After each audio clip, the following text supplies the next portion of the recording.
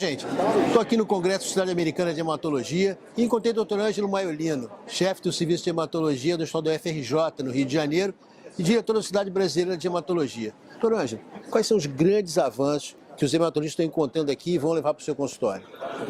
Luiz, minha área basicamente de atuação é transplante de medula óssea e uma doença chamada mieloma múltiplo. Só para explicar um pouquinho o que é o mieloma múltiplo, é um tipo de câncer, né, do sangue, que ele corresponde mais ou menos a 10% de todos os tipos de câncer. Não é muito conhecido, mas não é um tipo de câncer tão incomum assim, né? E essa doença, é um congresso muito grande, o Congresso da Sociedade Americana de Hematologia, tem mais de 30 mil pessoas participando e a gente realmente tem que selecionar muitos temas e a gente acaba selecionando mais pela nossa área de interesse, né? Então, eu tenho a felicidade de dizer que na área que eu atuo, principalmente no mieloma múltiplo, a gente teve uma verdadeira revolução no tratamento dessa doença nos últimos anos. Só para vocês terem uma ideia, nessas últimas 3 semanas, 3 novos medicamentos para mieloma múltiplo foram aprovados aqui pela agência reguladora americana. Então, estão aprovados para uso aqui nos Estados Unidos. 2 desses medicamentos são absolutamente inovadores. São medicamentos de uma categoria chamada de anticorpos monoclonais, que são tratamentos dirigidos, né? Tratamentos em que eles atingem um alvo da célula do mieloma e com muito menos efeitos colaterais e com uma eficácia muito grande. O nome é complicado, né? Mas o daratumumab e o elotuzumab, né? São os 2 primeiros anticorpos monoclonais do mieloma múltiplo. Além desses 2, foi aprovado um novo medicamento que é oral, que é de uma categoria também nova, de uma nova classe de droga, que é chamado inibidor de proteasoma. Esse medicamento chamado ixazomib, ele é o primeiro inibidor de proteasoma que pode ser administrado por via oral. Então hoje a gente vai ter a possibilidade, por exemplo, de tratar pacientes com mieloma com medicamentos orais e medicamentos dirigidos à célula-alvo, que é o plasmócito, né? Então, assim, é um grande avanço no tratamento da doença. Quer dizer, no futuro essas doenças vão ser doenças crônicas administráveis, vamos dizer assim. Exatamente. No passado, infelizmente, o mieloma era uma doença que não era uma doença realmente com muitas manifestações clínicas, né?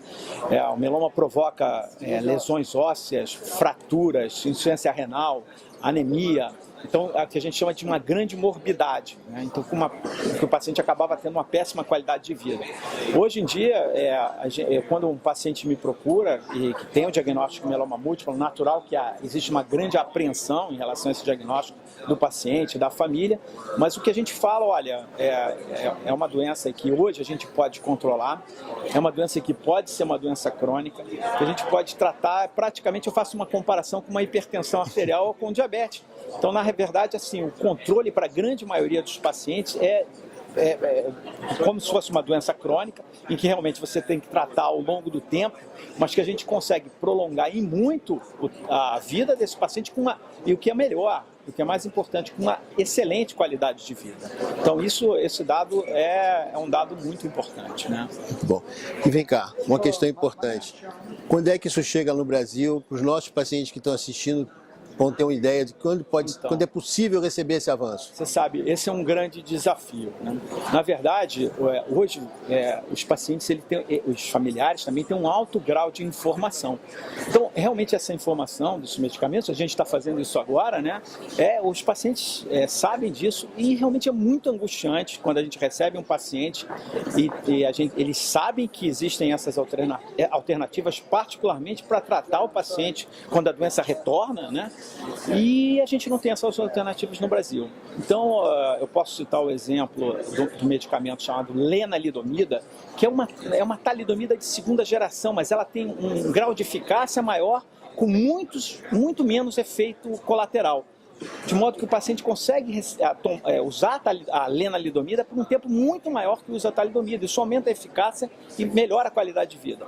A lenalidomida, infelizmente, ela não foi aprovada no Brasil. Há 3 anos atrás, teve o seu pedido de registro recusado. A gente lutou muito pela aprovação e continua lutando pela aprovação da lenalidomida, porque, na minha visão e na visão de todas as pessoas que trabalham nessa área, é inconcebível que em mais de 80 países do mundo esse medicamento foi aprovado E no Brasil, por uma interpretação, a nosso ver, e a gente defende isso equivocada, ela teve o seu registro negado. Então, assim, eu estou te falando de um medicamento que já está aprovado nos Estados Unidos e na Europa há mais de 8 anos. Né?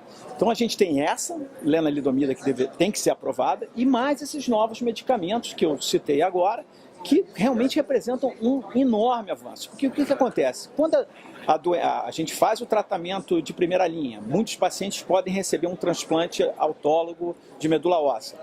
A doença, ela, como eu falei, ela é crônica. Quando ela retorna, ela tem que receber esses melhores tratamentos para o paciente novamente entrar numa remissão da doença e poder voltar à sua vida normal, às suas atividades normais, ter um controle eficaz, mas precisa do acesso aos medicamentos novos. Isso é imprescindível e a gente tem que conseguir isso. Muito bom. Essas foram as novidades e a gente vai voltar nesse assunto do acesso aos medicamentos com outra situação. Um abraço, gente. Até mais tarde. Obrigado.